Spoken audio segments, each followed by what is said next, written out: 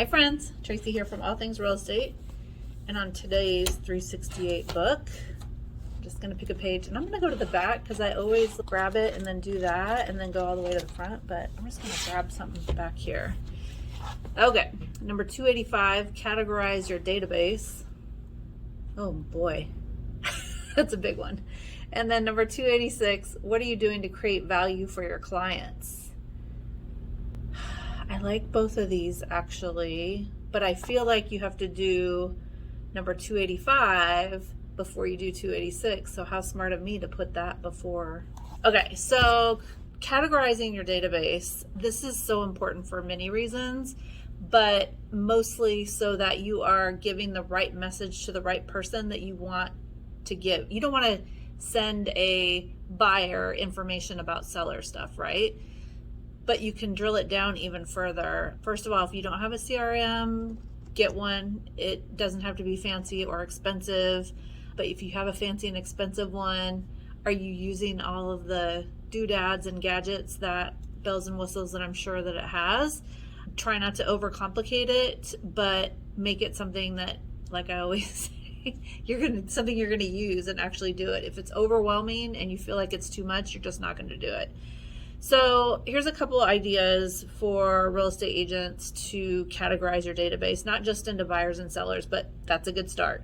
So what about also categorizing? Let's start with buyers. You could be first house, second house, investment, property. It could be, well, that's enough. So there's some categories for your buyers.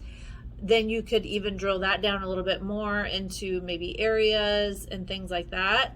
And then if you can drill it down even more, that's even better. But while you're categorizing your database, I'm sure that you're getting all kinds of ideas, because I am right now.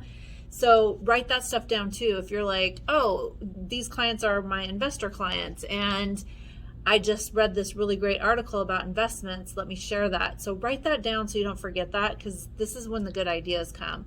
So then, your sellers, maybe you have different categories for your sellers. Maybe it's, again, area, and are they an investor? Are they selling their first house? Is this their third rodeo? They've done this before. Once you do that, again, you're giving them different information. So if you've never sold a house, just like when you never bought a house, you don't know the process, you don't understand it. And as realtors, I think a lot of times we forget about that and we get a little frustrated, but this is like a foreign language to them. They don't understand this stuff. So make sure that you are giving them as much information as you can along the way, so that when they are ready, A, you're the person that's been giving them all this great information, and B, they're more ready because they've been following along with the information that you're giving them, and it just makes the transaction go smoother. Also too, with that information that you're giving them, how are you storing that information? Are you putting it on your website? Are you doing videos? Are they on Instagram? Do you have them separated out on your Instagram? Maybe you have, what are the little highlights? Maybe you have buyers, sellers, other things. But also, if you are doing the highlights, please go back and look, because sometimes there's something like 147 weeks ago that was relevant then but isn't now. So make sure that you're keeping stuff updated, and that you're checking the information to make sure that it's still relevant today. I wouldn't post anything about interest rates or any of that, because it's going to change. So when you categorize your database, do it in a way that is going to work for you, that works in your brain, that is going to give you help on the information that you're going to send out. So I hope that helps. Now go categorize your database.